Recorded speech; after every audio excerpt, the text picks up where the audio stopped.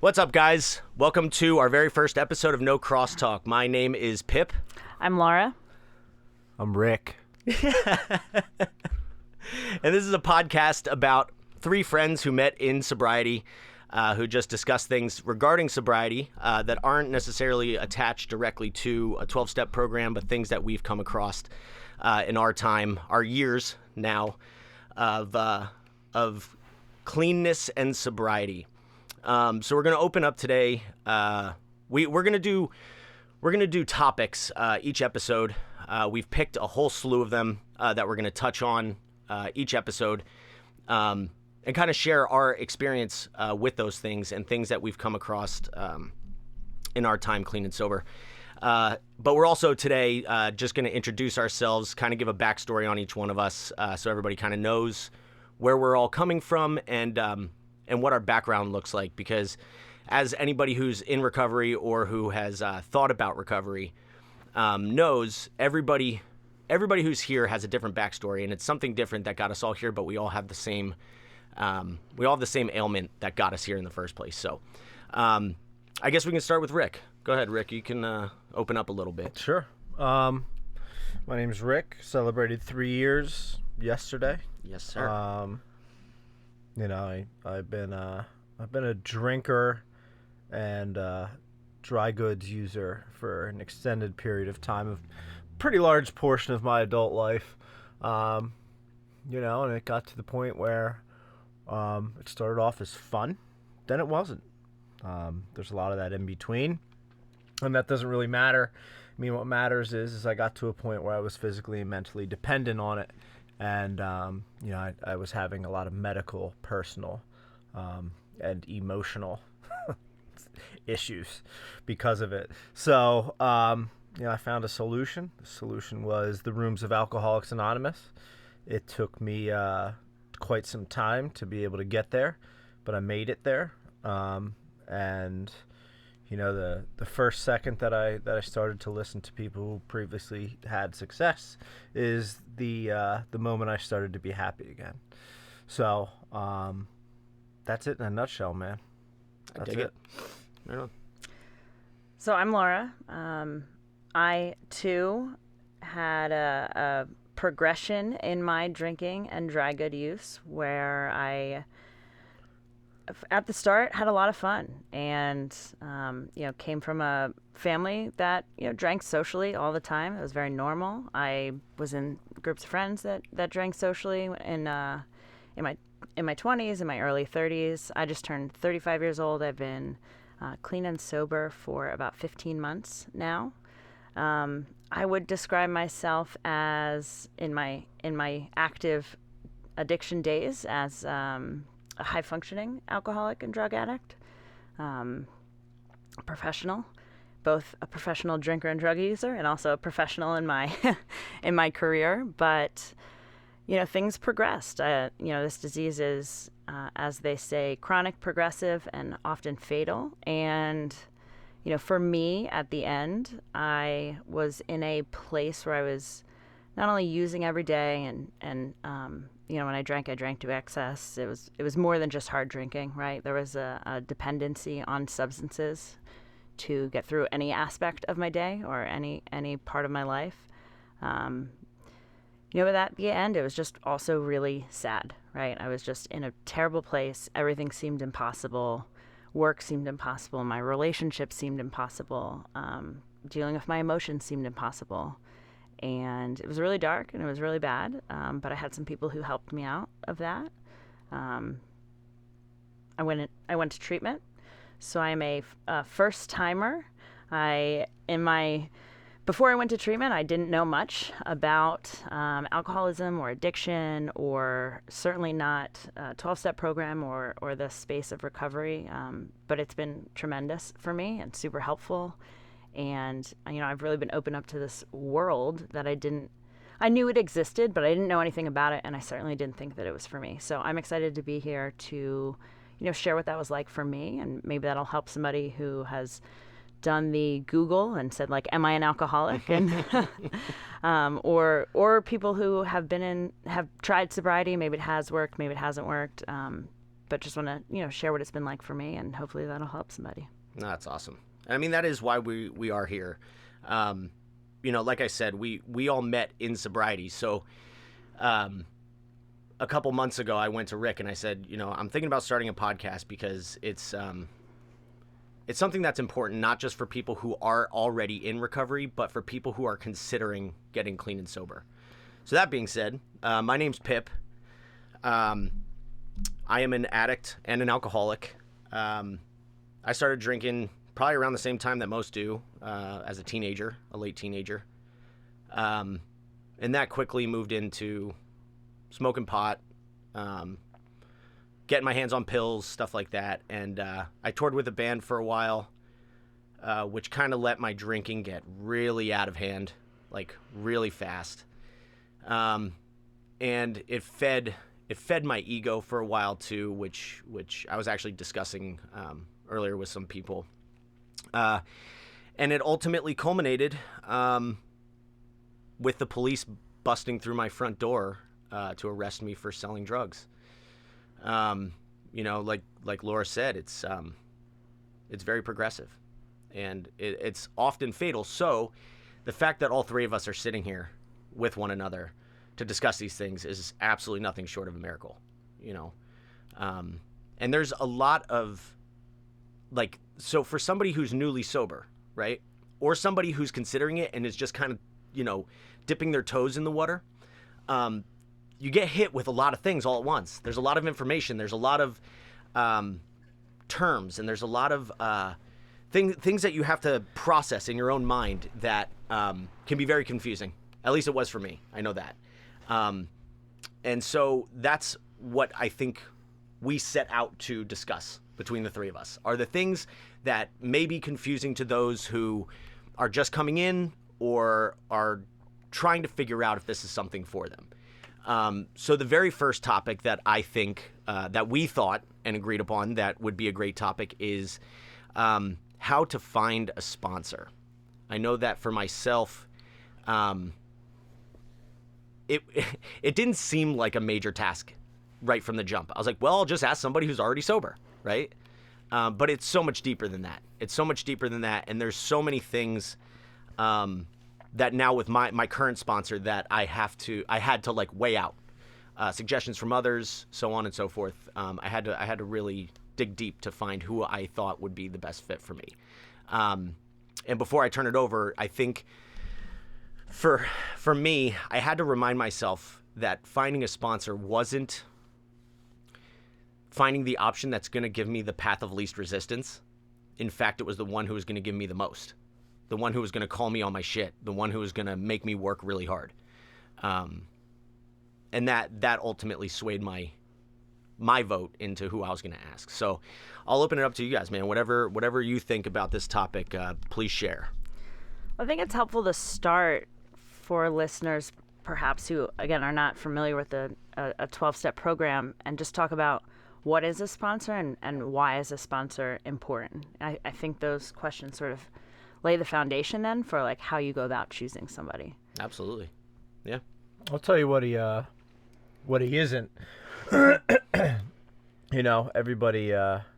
Everybody comes into this program with a little bit of low self-esteem and low self-worth. It's just we don't come in here on a fucking winning streak, that's for sure. So what people tend to do, and they get themselves in trouble, is they tend to go to the most popular person in the room, somebody who could speak the loudest, who might have a really good message, who seems like they could be a really good friend, like we got a lot in common. That's the slippery slope. All this stuff, and that's great, and I hope people find others like that.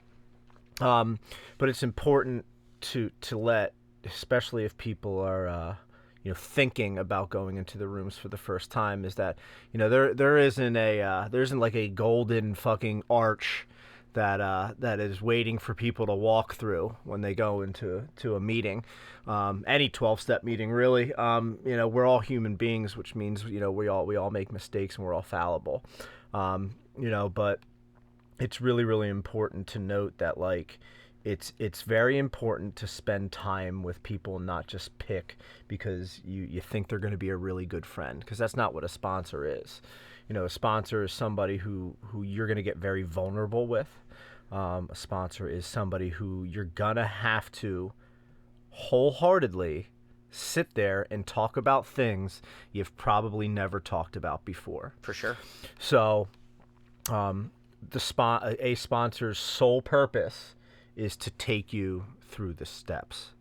And at least that's where it starts. They're not your accountant. They're not your fucking therapist for your marriage. I was going to say they're not your counselor either. They're not. There's obviously a higher level of education required for some of those things. They're not doctors. They're not going to be able to prescribe you medicine. Even Although though some of us wish they could. Yeah. I mean, it's they're not an accountant. They're not a lawyer. They're not going to be able to tell you what to do with all your legal troubles if you have them. The sponsor's sole purpose is merely to take you through the steps of whatever 12-step program you're going into. But that relationship can grow, but that's a conversation for another day. Sure. Yeah. And so one thing that I know that when I was getting to the tail end of my rehab stint, because I was in for 90 days total. I did 30 days at one rehab center, did inpatient there, and then I did a PHP program at a second place. The second place where I was at, they were much more devoted to teaching the big book of Alcoholics Anonymous. They were definitely more into running you through. I didn't know, like, at the end of every night, we would do a 10th step group. I didn't know what the 10th step was. So it was my first introduction into what are the steps? What are these 12 steps? Even? I don't like that treatment centers do that. I No? don't like it. No, because you don't even have the capacity to answer those questions the right way. Well, sure, yeah, because there's no context. There's not. People have, like, for somebody like me, I had no context. Right. Like, I've said it before. I remember they gave me one of those pocket big books, right? And I remember sitting in a bathroom stall in my rehab center trying to read the doctor's opinion. Right. And I'm like, this sounds like J.R.R. Tolkien wrote it. You know what I mean? Like, Sure, yeah. So instead, I just took The Hobbit out of the library and read that instead. You know what I mean? The way it was written just made no sense to me. It didn't speak to me yet. My point being is that as I got to the end of my rehab stint, my counselor started pushing me, do you have a sponsor to go home to? Do you have a sponsor? Do you have a sponsor? And I was just like, no. So I called up the only person that I knew from back home that I knew was clean and sober, right? Who was a longtime friend of mine. We've been friends since we were like 12 years old. And he, at this point, had been sober for over 7 years. And I was like, perfect. He's a good friend of mine. He knows me well from childhood. I specifically remember having the thought in my mind of, people would always tell me, if you want what they have, do as they do, right? And this particular friend of mine, he had a brand new truck. He had just bought a really nice house. He had a very hot girlfriend, He had his own business. He had all the stuff, right? And in my mind, being told, if you want what they have, do as they do, I'm like, he's going to be my sponsor. He's going to show me how to get all of those things, right? And when I came home from rehab and I started going to meetings, he eventually told me, hey, man, I just don't have the time to sponsor. He agreed at first, but then he was just like, yeah, I don't have the time to sponsor you. Found myself my second sponsor. And in that process, I started to find that the if you want what they have, do as they do phrase has nothing to do with physical things. What I found later on was I gravitated to other men in the program that had their spiritual wellness about them. Mm-hmm. It was guys who were grounded, guys who were strong, but in the sense of, like, they couldn't be shaken by the little mundane everyday things. They had a spiritual awakening that spoke to me. They had a peacefulness about them. That's what I wanted. So I started to be attracted more towards the men in the program that had that. So I started to do as they did. And that ultimately just opened the doors up as far as my sobriety. That's my experience with it. But that specifically was something that I remember from when I was choosing my my second original sponsor, the one who ended up taking me through the 12 steps. Well, understanding that a sponsor is somebody who walks you through the 12 steps, helps you understand the big book. I knew right away I don't need a therapist or necessarily a friend. I know myself.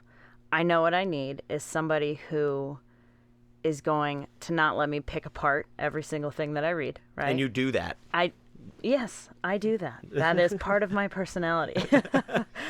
But, I read the big book when I was in treatment because everybody was talking about it, and I was like, well, I'm going to read it so I can tell you why it's wrong, right? Like that was the attitude that I had, right? Rick, does this surprise you? No. So, and I read it and I was like, oh, I get this, right? I get it. This makes sense. It's based in a lot of like historical, religions and theory of what it takes to live a meaningful life, right? And I was like, oh, this is familiar to me. I'm fine. I get why this works. Like, I can go ahead and leave here and do it.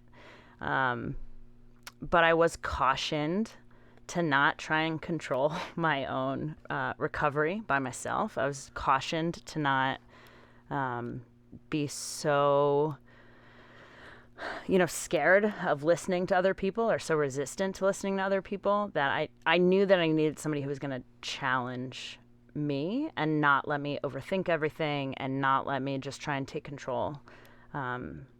So that was really important for me. It was important that the person that I worked with, I thought that they had their shit together. They were sincere. They, lived what they spoke. They were authentic. So I've actually worked with 2 different people because,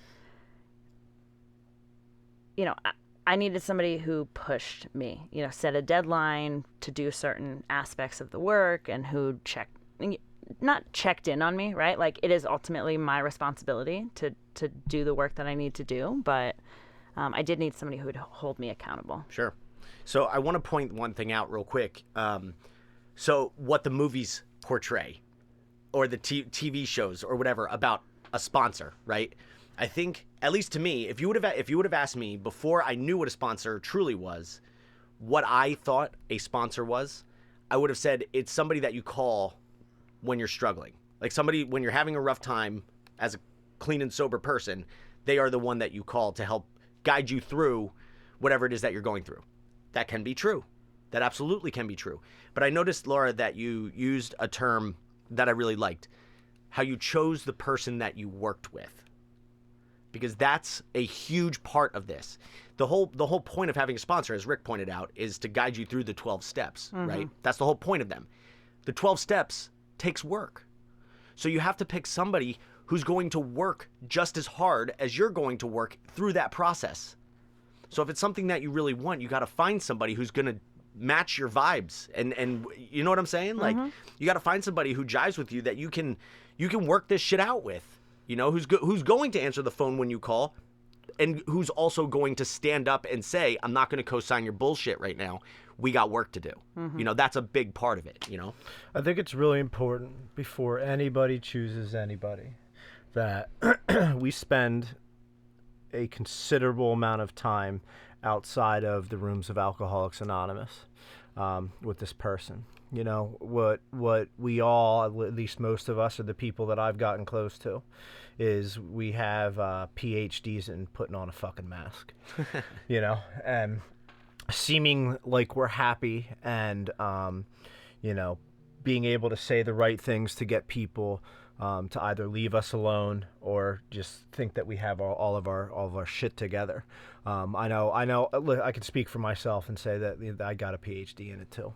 So it was very important for me to find somebody who not only spoke a very good word, was knowledgeable, was happy, but then I spent time with them afterwards and they were happy. Because ultimately the thing that I lacked the most was happiness. Sure. I wasn't happy.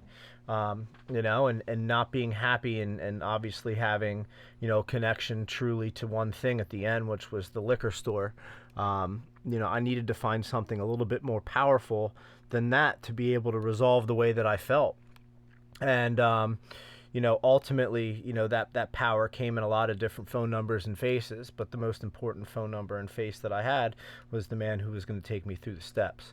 So, because that's ultimately getting those things down and learning how to make them applicable in my life, not only what they mean, but how to use them, was important. And, information is contingent on, at least with me, resonates contingent on the source. Sure. So if the source is somebody who talks a good game, but is super smart, knowledgeable, seems very happy, and then behind closed doors, not in front of a group of people, is an absolute fucking train wreck. That sounds like I'm not really upgrading from the life that I had previously led. Right. So, it was, in order for me to change, I needed somebody just completely, the thing that I look for the most, was happiness, and ultimately what's connected to that is spirituality and finding obviously something that's just a little bit greater than me that I can talk to when nobody else is around.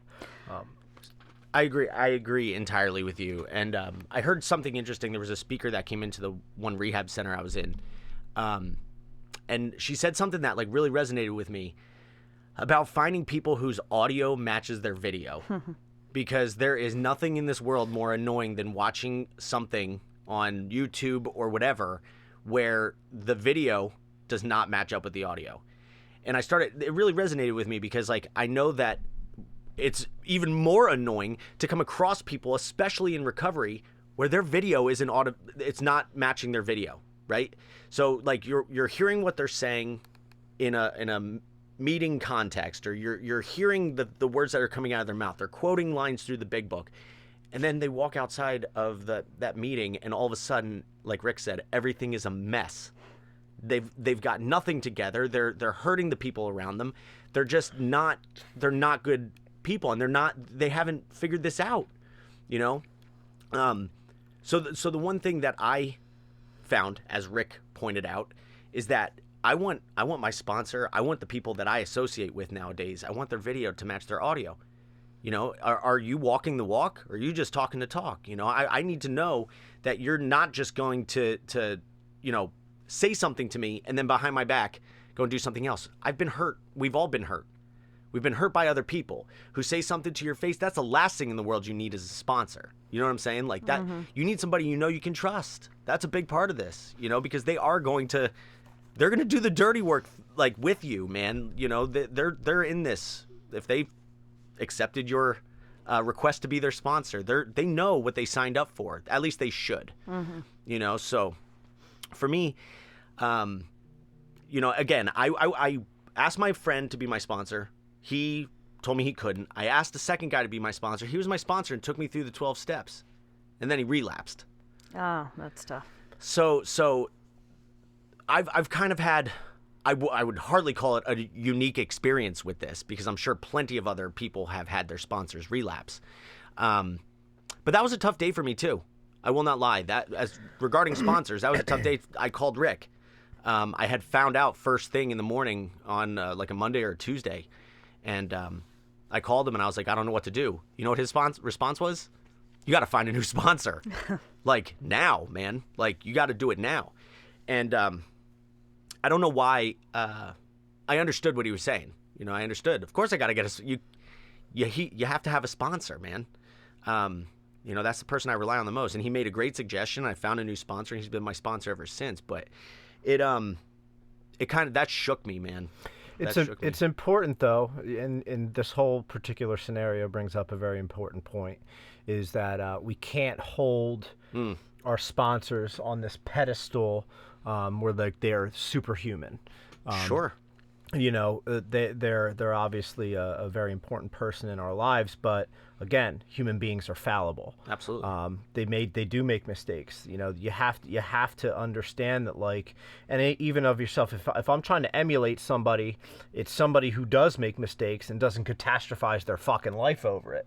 You know, I mean, ultimately, that's what I need to learn because, I mean, at the end, I mean, I could have been upset with the color that Pip's walls were down here, and I would have drank over that. But like, you know, what leads up to the drink is the irritability from the mistakes or lack of control that I have over certain things in my life, especially other people.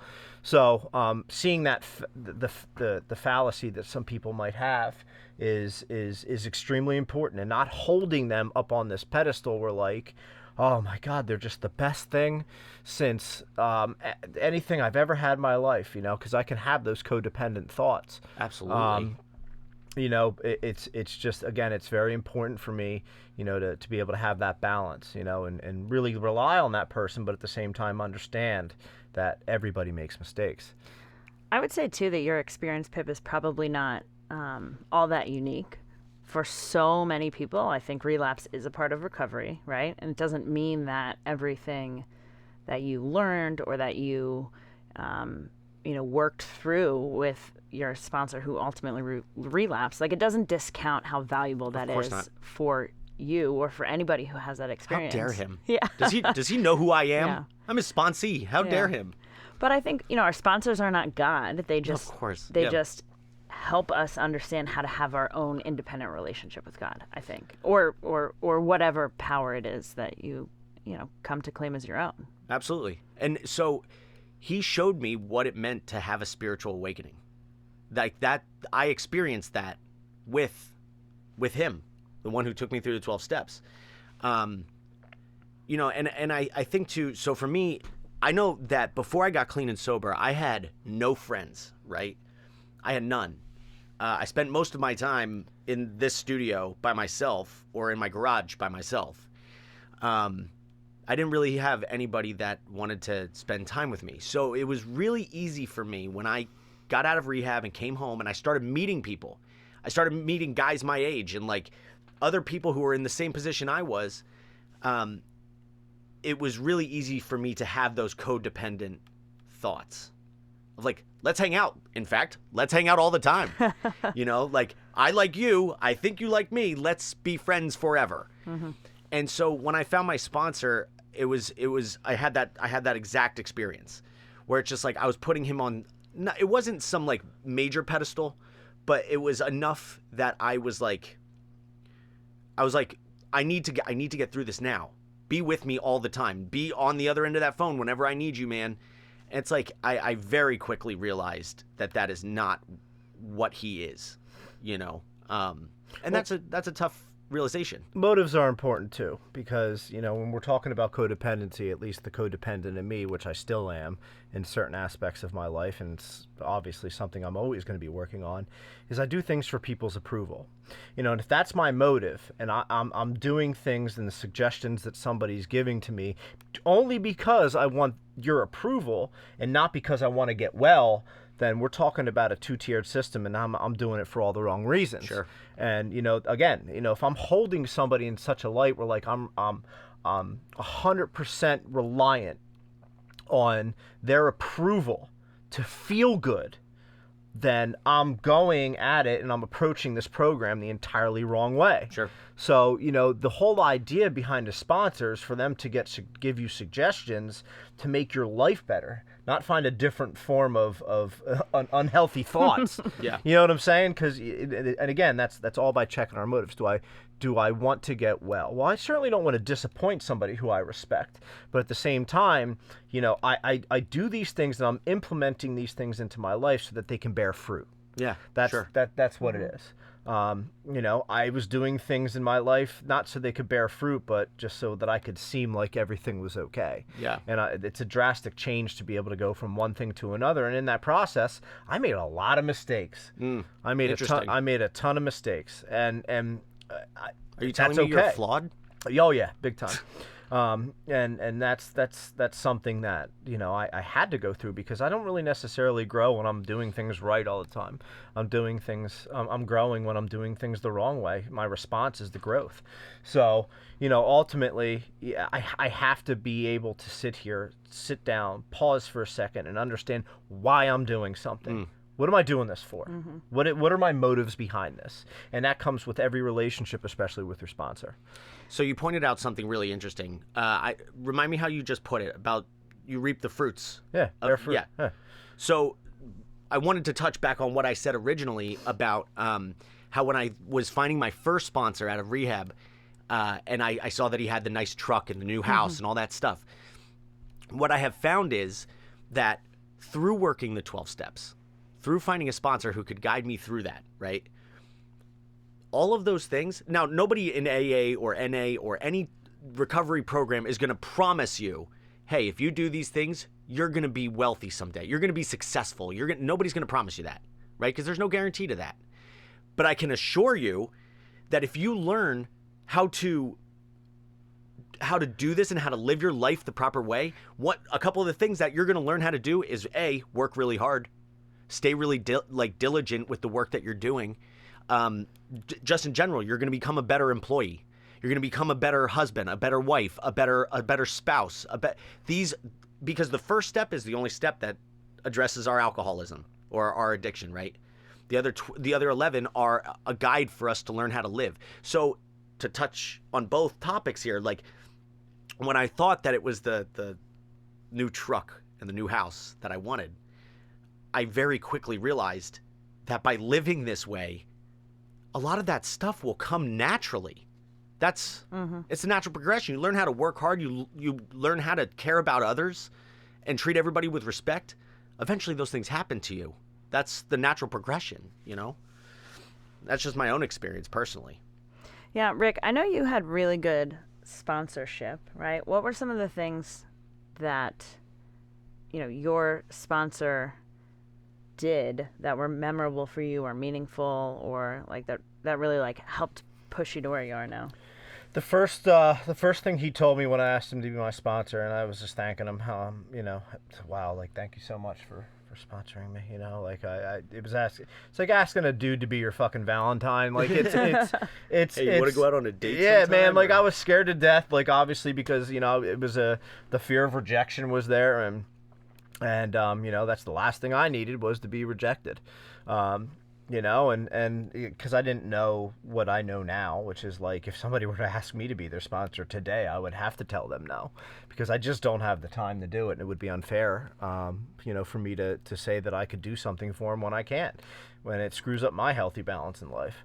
And then so I asked him, he said yes, and I'm thanking him. He goes, I don't know why you're thanking me. I'm going to learn more from you than you're ever going to learn from me.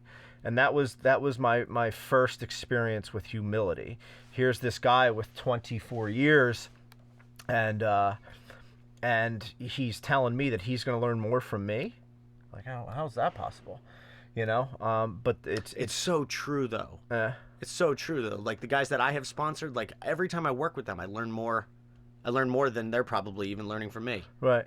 And the second thing that really stands out that had a pretty big impact is he took me hostage a couple of times.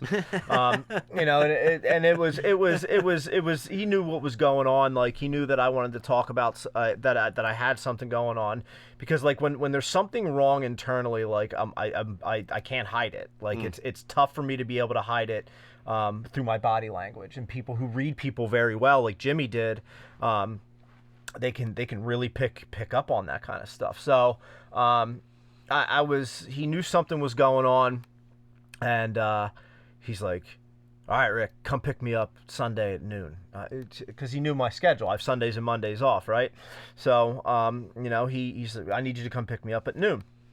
I'm like, all right, Jim. So I would go pick him up, and then out of his house comes 3 guys, all with like 20 years plus. And they get in my car, and he's like, type in this address. And I type it in, and it's 2 hours away. It's fucking 2 hours away, which is a 4-hour round trip. Fantastic. And I'm like, fuck me. He's like, yeah, I got a speaking commitment. You're going to come with us. I'm like, okay, thanks. And so, I'm driving out there, and he asks me, he goes, so he's sitting in the front seat. He's just, I can see him like peripherally just kind of nodding his head and looking at me, looking away, looking at me, looking away. Something going on with you this week? So in that moment, right, this is the start. As a matter of fact. This is the start. I got 3 guys with 20 plus years, right? And something going on with you this week, right? So I either gotta right, drive for 2 hours silently in this fucking car, right? Or I finally have enough guts to start talking about what's making me feel the way that I feel. Yeah. And so he didn't put me in positions to he didn't force me to do anything. But he put me in a position where, like, all right, I'm gonna make this worse, unless I open up my mouth. Like, sure, yeah. Like there's a decision to be made right now.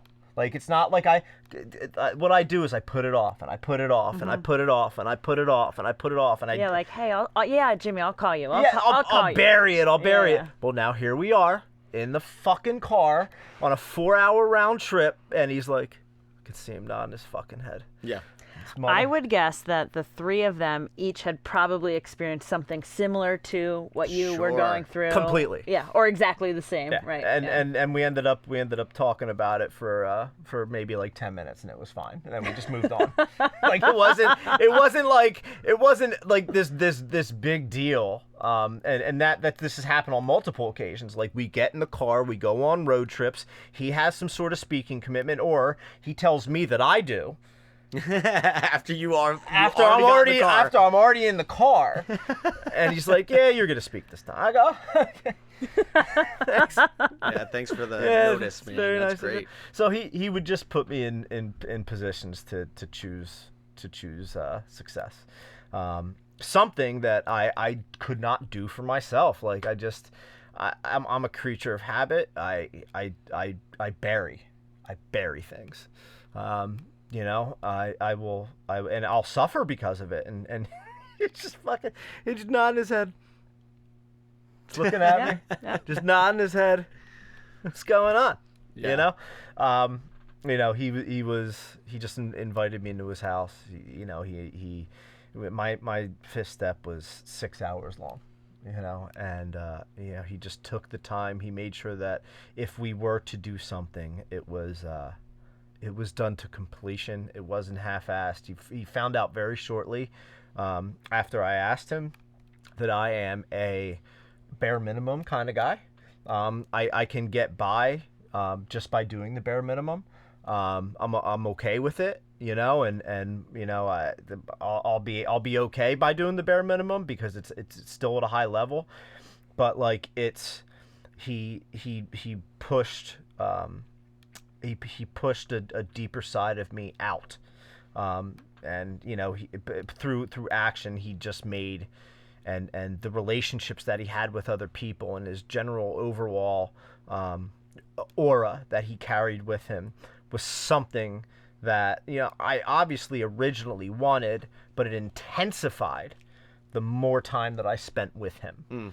And obviously he opened me up to what a world looks like at 24 years sober, which is a lot of people. It's a lot of people. It's a lot of things on the weekends. It's a lot of things during the week. It's a lot of service. It's a family. It's a family that in recovery that I needed, and a lot of those people I still have today.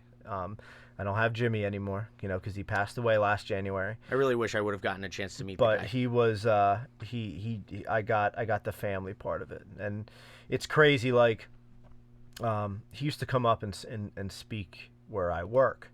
And, we'll get the recidivism rate at treatment centers, believe it or not, is very high.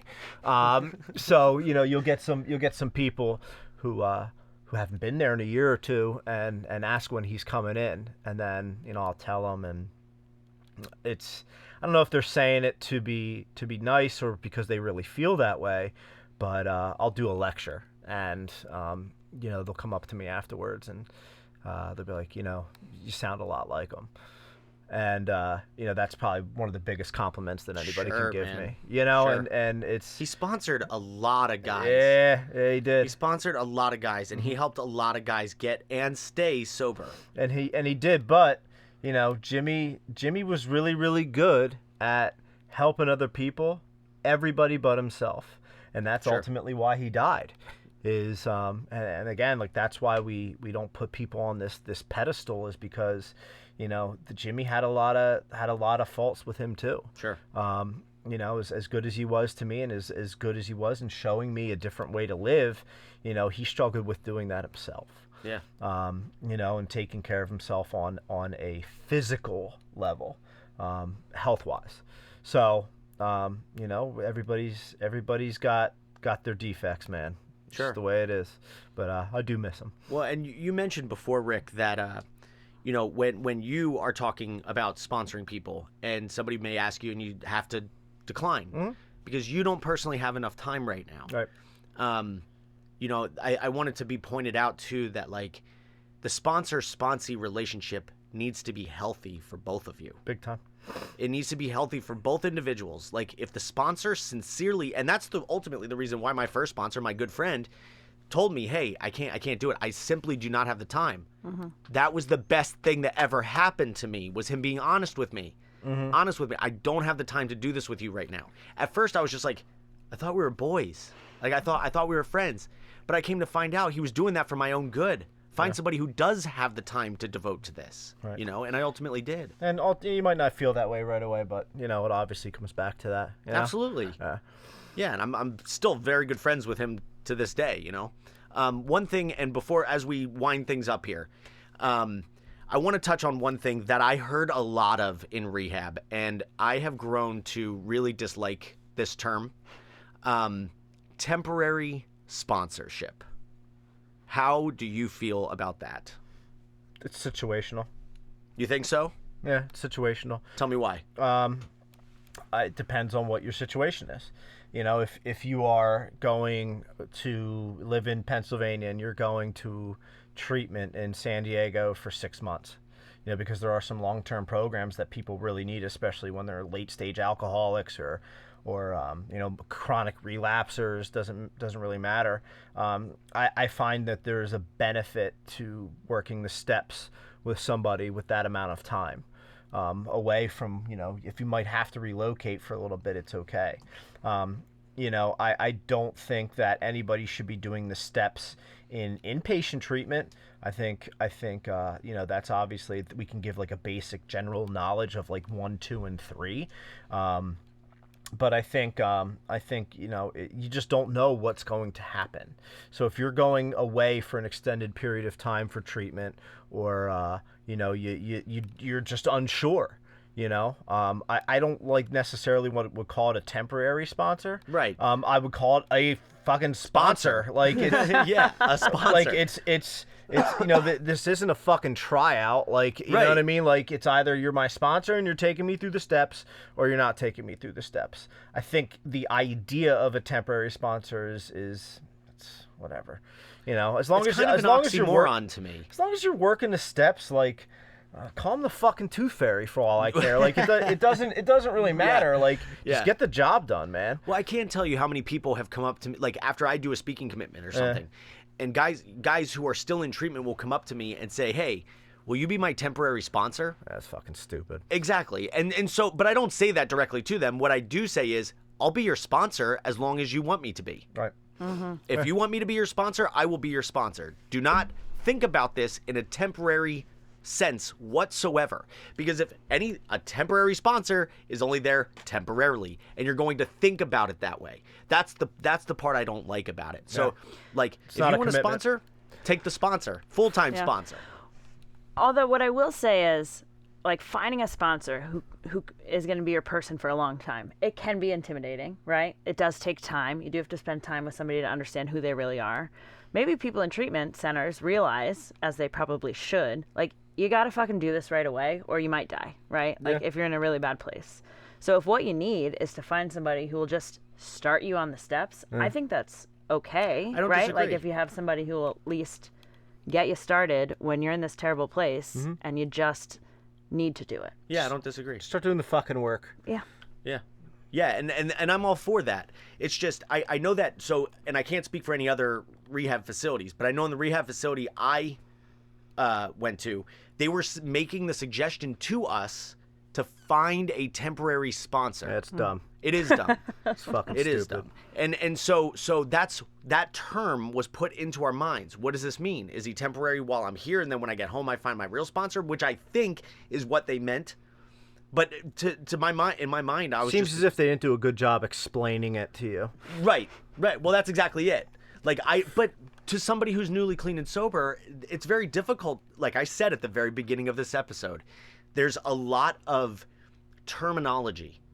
There are a lot of things that are put out to us as we're still trying to manage our own thoughts and our own emotions that it doesn't always make sense right away. No. So if they could have established that and told me exactly what they meant, it may have been a little different. Oh, well, I guess they might need somebody to go up there, speak one day, and give them a little bit of a kick in the ass. I'm gonna do a seminar on temporary sponsorship. Yeah, realistically, I would love to get up and just be like, listen, dickhead, just find somebody who isn't you to tell you what to do, because your fucking best decisions get you to inpatient treatment centers. Or in my case, fucking county jail. Although pain is a catalyst for a lot of people to change, Sure. So, you know. But confusion isn't. Yeah. So my point being is that, like, I know for me, there was already confusion.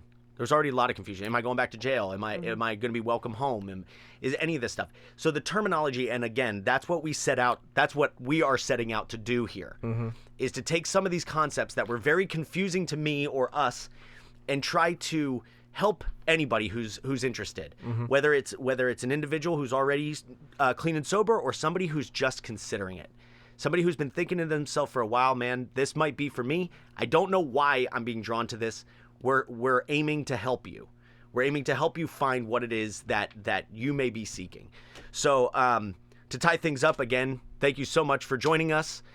This is our very first episode of No Crosstalk. Again, it's a podcast to help people who in sobriety and people who are considering it. And I guess we'll see you next time. Thanks, guys. Thank you. Thanks.